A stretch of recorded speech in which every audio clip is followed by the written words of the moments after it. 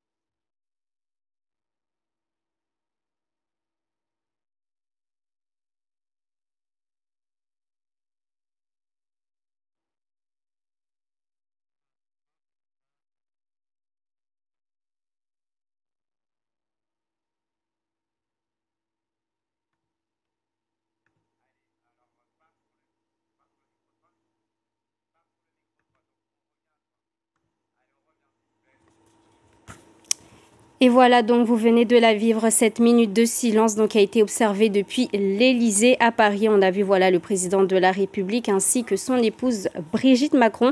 Et nous revenons chez nous parce que chez nous aussi, cette minute de silence a été observée. Un rassemblement d'hommage a eu lieu place Zakia Madi. Mais avant de partir là-bas, nous vous avons posé la question pour savoir, vous, qu'en pensez-vous voilà, de cette journée de deuil national? On écoute vos réponses au micro d'Anastasia Laguera et Youssouf Ahmed Matouar. Le deuil national, je ne dis pas que c'est pas humain, c'est humain, mais pour le moment, je pense que c'est un peu trop tard de ma part. C'est un peu trop tard parce que depuis le temps qu'on se base sur tout ce qui est bidonville, qu'il fallait Maintenant, on se retrouve avec des décès enfants, il y en a qui sont même portés disparus. Et au jour d'aujourd'hui, en fait, il y a tellement de circonstances, surtout sur, imaginez... Les malades qui sont à domicile, on n'a plus d'hôpital, tous les hôpitaux sont dégradés. C'est une façon d'attirer la conscience de toute la France d'une part, mais aussi du monde entier par rapport à ce qui nous est arrivé, par rapport à ce qui nous est tombé dessus. Le cyclone, je veux dire, pour ne pas le citer. Personnellement, autant juste qu'ils puissent mettre les moyens pour que la population puisse retrouver goût à la vie et éventuellement à ce que l'île reparte de ces événements. Mais parler de deux, pour moi, c'est un peu fort. Je ne sais pas si c'est une priorité, en tout cas, c'est bien de le faire, de constater, oui. Mais est-ce que c'est le bon moment? Est-ce que c'est une priorité? Est-ce qu'il n'y a pas d'autre chose à faire d'abord? Voilà.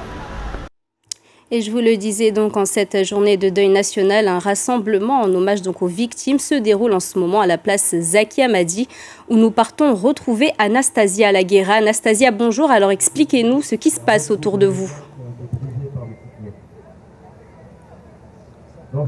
Bonjour Ilona, alors la minute de silence n'a pas encore eu lieu ici. Le préfet vient tout juste d'arriver et de prendre la parole. Il s'adresse à la population mahoraise dans cette journée de deuil national. Un message de soutien alors qu'une partie de la population n'est pas au courant de ce deuil national parce qu'elle est toujours coupée du monde. 8 jours après le passage du cyclone Chido, de nombreux Mahorais sont toujours en souffrance. Pas d'eau, pas d'électricité, pas de réseau. Alors cette journée nationale a peu d'importance aux yeux de beaucoup qui demandent plutôt à l'État d'agir, des mesures d'urgence et concrètes. Mais pour montrer l'engagement de l'État, le préfet a réuni ici les pompiers, les policiers et les militaires sur cette place symbolique. Zakia Madi, des élus ont également fait le déplacement comme le président du conseil départemental, le maire de la commune chef-lieu, celui de Sada, de nombreux conseillers départementaux également, la sénatrice Salama Ramia. Vous voyez derrière moi certainement, ils sont tous alignés visiblement Parlement uni alors que Mayotte entière est dévastée.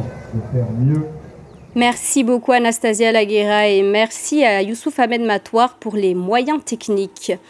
Et alors qu'Emmanuel Macron a promis de mettre fin au bidonville de Mayotte, après que l'île a été dévastée par le cyclone Chido, beaucoup d'habitants ont déjà commencé à reconstruire leurs habitations de fortune, une situation que pointe du doigt notamment le collectif des citoyens 2018. Il manifeste ce lundi devant la mairie de Mamoudzou.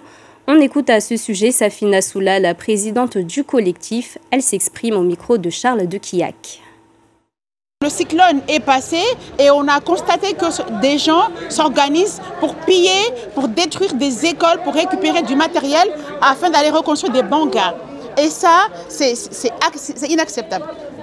Donc là, l'objectif de ce matin, c'est de demander aux élus, tout élu, sans exception, aux maires, aux parlementaires, aux conseils départementaux, de s'unir en urgence, de prendre des arrêtés, des délibérations, afin de mettre fin à cette réinstallation de bidonvilles.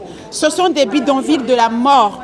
Ce sont des maisons, des bangas qui ne tiennent pas, qui ne vont pas tenir, puisque nous savons très bien que nous commençons à peine la saison cyclonique. Ça veut dire que là, on a annoncé d'ores et déjà qu'il y a d'autres cyclones, des dépressions tropicales qui vont suivre. Ça veut dire que là, il faut arrêter, il faut empêcher qu'il y ait des morts supplémentaires. D'autant plus que nous avons besoin de récupérer nos écoles pour que la rentrée puisse avoir lieu en urgence. Et justement, en soutien à l'île de Mayotte qui est dévastée après ce cyclone, près d'une centaine de personnes se sont rassemblées à Arène, en France métropolitaine. Et dans le cortège, beaucoup de Mahorais qui attendent encore des nouvelles de leur famille et une aide de l'État après donc ce passage de ce cyclone dévastateur. Et aujourd'hui, c'est le sentiment d'impuissance qui domine. On voit tout ça avec nos confrères de France 3 Rennes. Depuis une semaine, Samuel et Charles ont les yeux rivés sur Mayotte. Les deux frères ont leurs parents ainsi qu'une partie de leur fratrie qui vivent sur l'île. Il n'y a rien comme arbre debout sur le ciel de Mayotte. Tout est par terre. Au téléphone, leur père témoigne de la violence du cyclone Chido. Et sur les images tournées par leurs proches, c'est la désolation partout. Ils ont vu le toit s'envoler, l'eau rentrer. Donc très traumatisés. Il y a notre maison, mais autour, c'est que des bidonvilles. Et tous ces bidonvilles-là ont été rasés. Et comme mon père me disait, il pense qu'il y a eu beaucoup de morts. Pas d'eau, pas d'électricité et un réseau téléphonique très précaire. La situation est catastrophique à Mayotte. Une semaine après le passage du cyclone, la famille de leur ami Mouzi, qui habite dans le nord de l'île, attend toujours l'aide des autorités. Ça me touche parce que je sais qu'ils sont pas bien en fait. Ils nous disent oui ça va pour nous rassurer, mais au fond ils sont pas bien. Et nous ici on se sent impuissantes. On culpabilise, on aimerait les aider, mais on sait que les aides vont pas arriver maintenant. Et on espère qu'ils vont tenir le coup. Alors, face à l'impuissance, la communauté mahoraise rennaise s'est réunie cet après-midi. 150 personnes mobilisées pour demander plus de moyens et dénoncer l'abandon de l'État.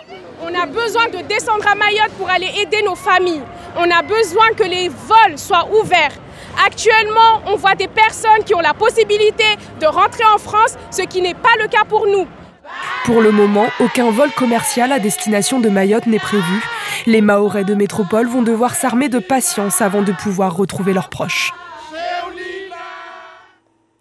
Et pendant ce temps-là, sur le stade de Cavani à Mamoudzou, l'installation de l'hôpital de campagne est toujours en cours. Les équipes de la sécurité civile s'activent pour qu'ils puissent accueillir leurs premiers patients demain mardi. Une fois fonctionnel, il permettra de soulager le centre hospitalier de Mayotte. Charles de Quillac et Nadia Ali. Une à une, les tentes blanches de l'hôpital de campagne se dressent sur le synthétique de Cavani. Les dortoirs de 50 soignants, la pharmacie et quelques tentes de médicaments sont en place. Mardi, la structure devrait accueillir les premiers patients. Les personnes se présenteront devant et seront guidées dans les différents services pour être vues par les médecins, par les spécialistes qui pourront répondre à leurs problématiques, à leurs blessures. Au plus fort de ses capacités, l'escrime peut traiter 130 personnes par jour. Situé à moins d'1 kilomètre du CHM, il doit soulager l'hôpital de Mamoudzou, durement touché par le passage du cyclone. Et donc on rajoute un second hôpital pour d'une part retrouver une activité normale, redonner à Mamoudzou son niveau de soins qu'il avait avant, et puis pouvoir apporter un niveau de soins supplémentaire pour l'ensemble des victimes, l'ensemble des blessés qui ont été touchés avant ou après le cyclone. Bloc opératoire, urgence, salle d'imagerie médicale, le plan de la structure est déjà établi. Restent quelques petits détails à régler comme notamment la pose des hélicoptères. Est-ce que l'hélicoptère de la marine, c'est quoi? C'est un Panther. Ouais, donc ça souffle. On a besoin d'avoir une zone un petit peu tampon entre nos tentes et les DZ pour éviter de se faire souffler les tentes. Dans un premier temps, la structure s'attend à traiter les blessures de Chido mal soignées. Beaucoup de plaies superficielles mais aussi profondes qui, du fait de la masse de patients qu'il peut avoir ou des patients qui sont restés près de leur logement, se sont chronicisés et nécessitent du coup tout un lavage, un nettoyage, voire des antibiotiques si c'est surinfecté. Annoncé depuis une semaine, l'hôpital de campagne a tardé à se mettre en place, la faute au pont aérien et à une logistique tendue le premier jour. En Turquie, la difficulté était liée aux températures et le froid, la neige. Ici, ce n'est pas le cas. Il y a un peu plus de difficultés parce que pour le transport du matériel. À Haïti, c'était d'autres difficultés. Mais on s'adapte. L'hôpital de campagne est conçu pour fonctionner un mois en autonomie complète. Et nous repartons donc place Zaki Hamadi où je vous le disais en début de journal, un rassemblement donc en hommage aux victimes se passe en ce moment côté place Zaki Hamadi. On les voit donc en ce moment même sur ces images, donc le préfet ici François-Xavier Bieville, ainsi que tous les élus, on peut voir Abdoul Kamardine, ainsi que Salama Ramiam, également le président du conseil départemental Benissa Ousseni, réunis donc ça se passe en ce moment même, place Zaki Hamadi à Mamoudzou.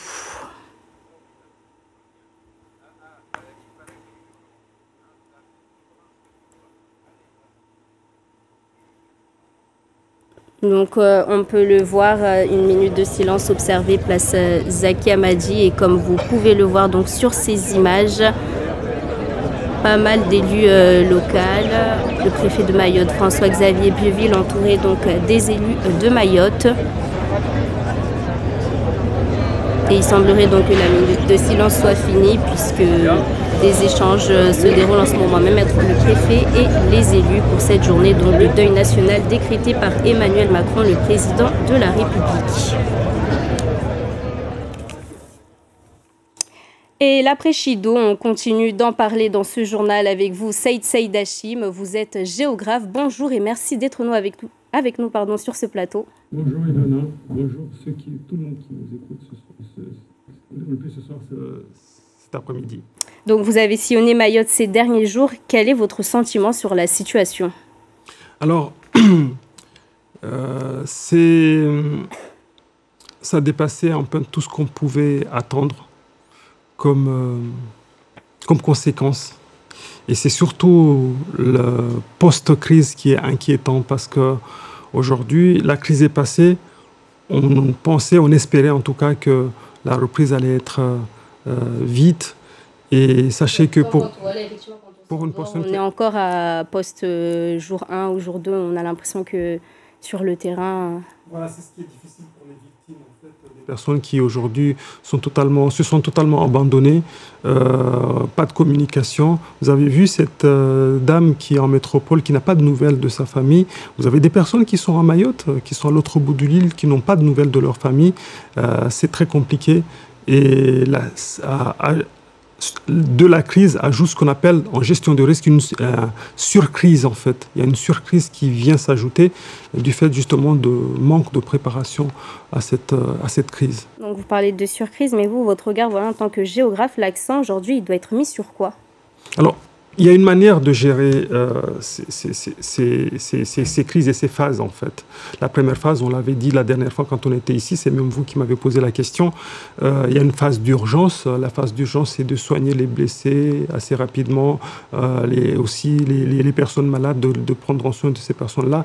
Cette phase-là aussi, organiser les évacuations sanitaires, je pense qu'on est là. Et tout de suite, dans cette phase-là, c'est déblayer et nettoyer les zones qui ont été touchées. Et on est encore à cette période, mais c'est une période rapide, c'est quelques heures après l'événement. On doit nettoyer, déblayer, restaurer les actes de communication. Et ça, on y est encore. Donc, le temps d'attente est très, très long. Et l'autre phase qui devait suivre, et là, on ne l'a pas encore entamé, c'est la phase on appelle la phase de restauration. Continuer d'abord, même cette phase d'urgence, on compte d'abord les victimes. Et dans cette phase de restauration, on doit continuer à s'occuper aussi des victimes. On doit continuer aussi à restaurer les réseaux. Et aussi quelque chose d'essentiel dans cette partie. On nous a dit forcément, tous les spécialistes le disent, ainsi que les autorités, ça va prendre du temps.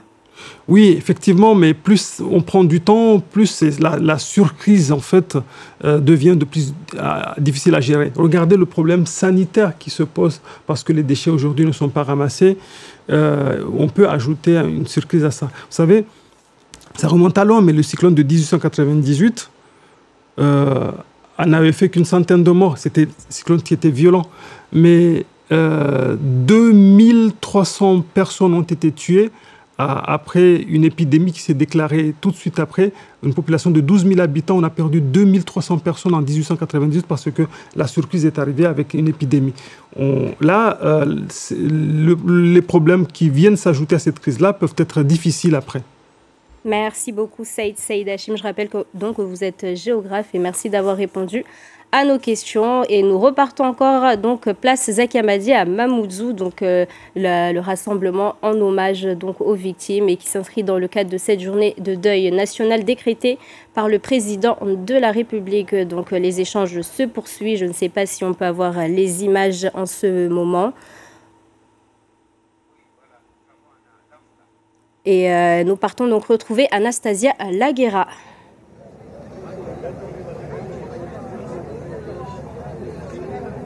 Oui, Lona, la minute de silence a été religieusement observée.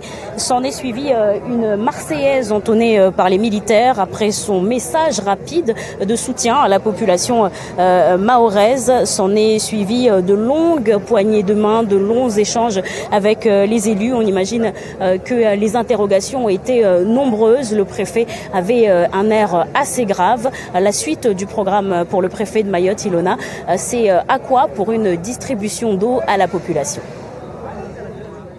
Merci beaucoup Anastasia Laguera donc pour toutes ces précisions et donc comme vous avez pu le voir donc cet échange qui rassemblait donc le préfet de Mayotte ainsi que l'ensemble des élus et donc cette minute de silence qui a été observée place Zakia Madi et Anastasia Laguera était donc avec Youssouf Ahmed Matouar. Fin de cette édition, merci à vous de l'avoir suivi. Le retour de l'information, c'est ce soir à 19h avec Taslima Abdou Hamza. En attendant, vous pouvez retrouver l'actualité sur notre site internet lapremière.fr ainsi que sur nos réseaux sociaux. Bon début de semaine à tous et prenez soin de vous et on se quitte avec ces images.